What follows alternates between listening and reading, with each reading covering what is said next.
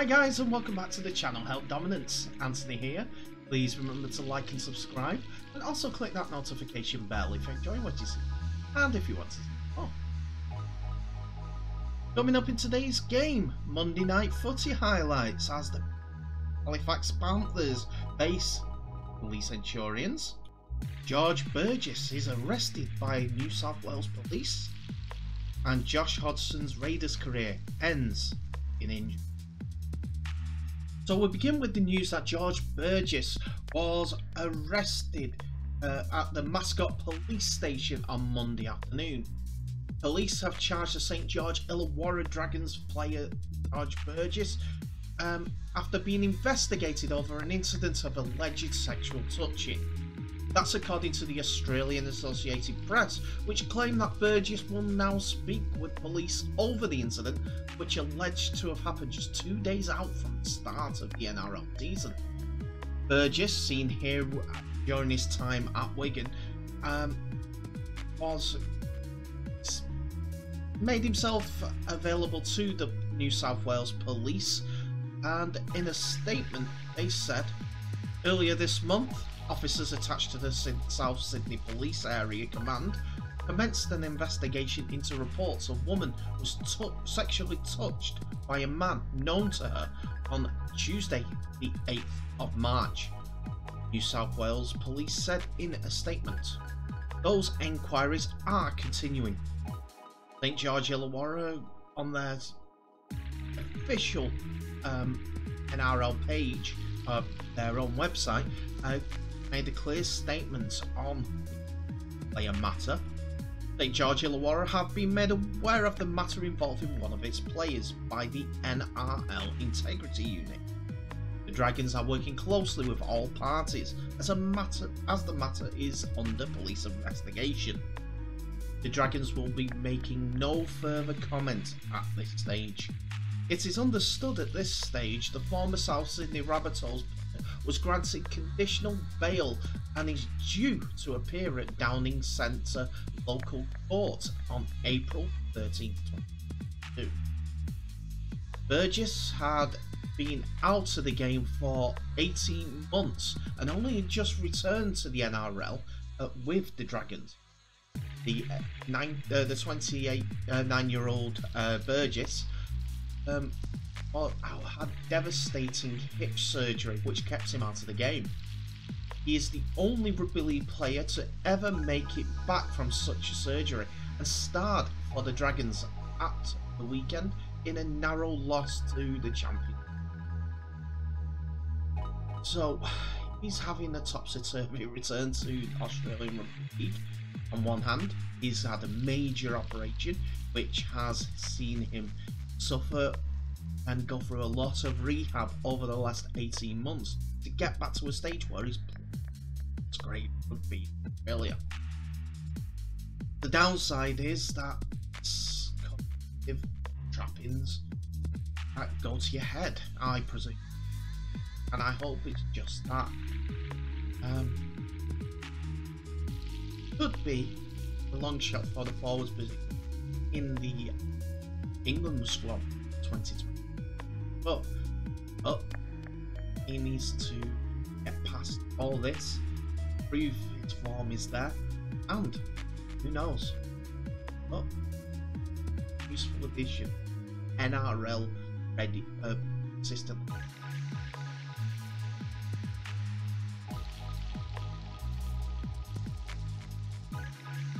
That segues us to another potential England international having a little bit of issues for the World Cup, or being ready in time for them. As last week we mentioned that Josh Hodgson might be out up to 6 weeks due to an injury that he sustained in the first game of the season. But Hodgson could have played his last game for Canberra Raiders.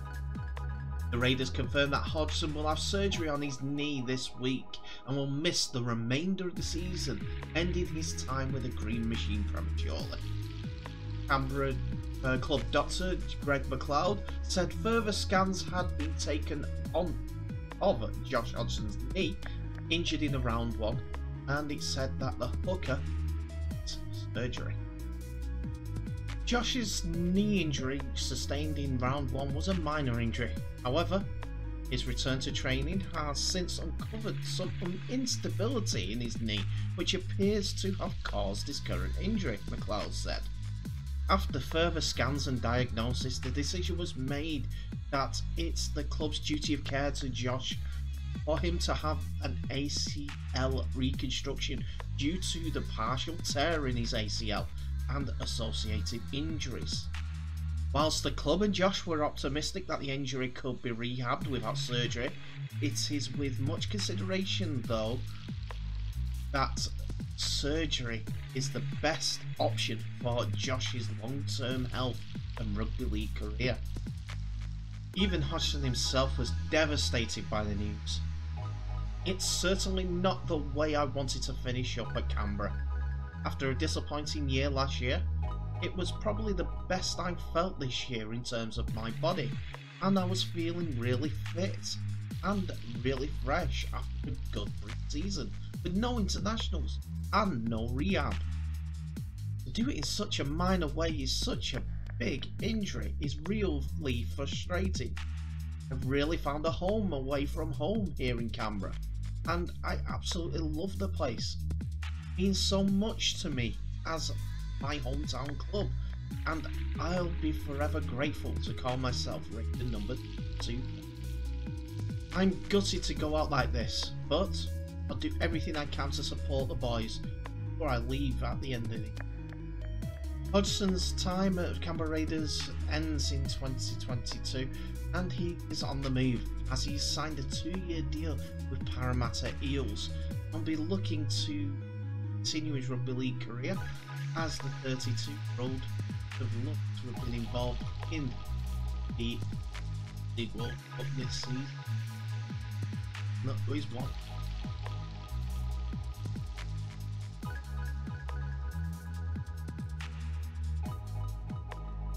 Now we go on to the last game of the round as we see the Premier Sports game on Monday night.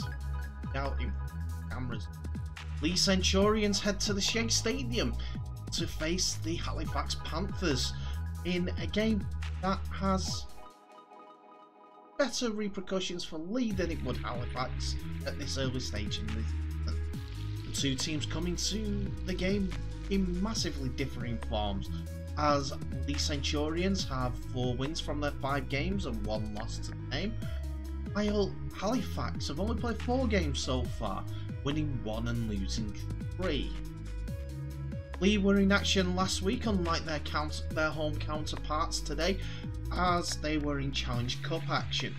And from that side, we see a couple of changes for Leigh.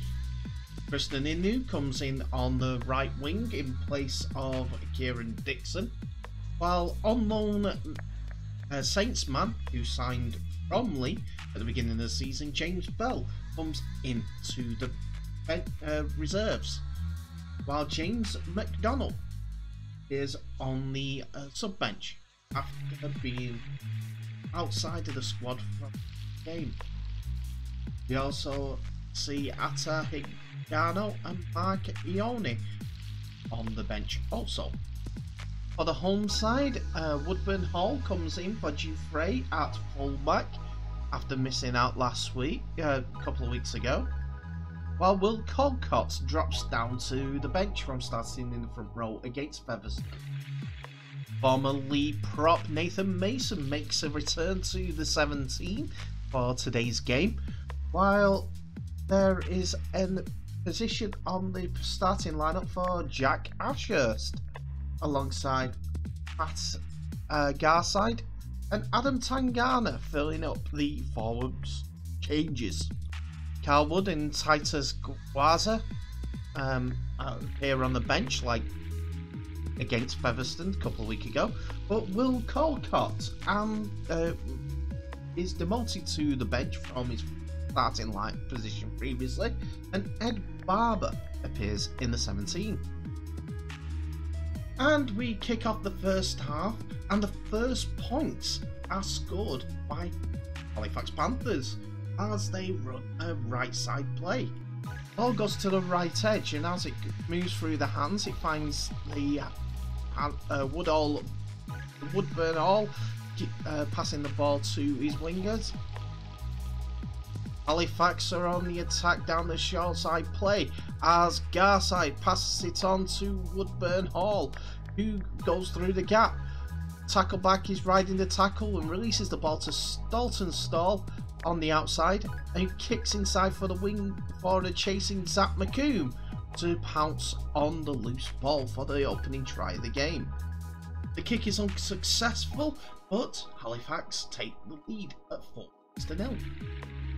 After about the 20th minute, Leigh decided to change their forwards and go to a more direct style of attack as they started fast pace after play the ball and big forwards struggling forward. One of those was Mark Ione, who came on after a stint by John Asiata. And first of all, he set about Woodburn Hall and put a great crack on his ribs as a third man in a tackle. Hasn't been called held, the referee let it go.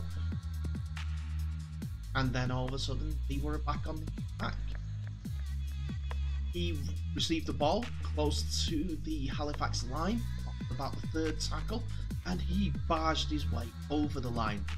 Couldn't see if he got the ball down, but the referee gave it, and that Leigh equal going 4-all, which Ben Reynolds added the extras to make it 6. After this, it was all Leigh in the ascendancy. Their goal for better than Halifax. Don't get me wrong, Halifax had their moments. They were a bit clunky. The kicks weren't sticking. They weren't in the right place. But it was Leigh that got the point. It was a standard fare, 20 metres out. They went to the left side of the pitch, passing the ball out wide, and it got to Neen McDonald. And the big centre powered over the line, but it was looking like he was being over the line or held up. Unfortunately for Halifax though, McDonald had the wherewithal to get the ball down just the right side of the line, but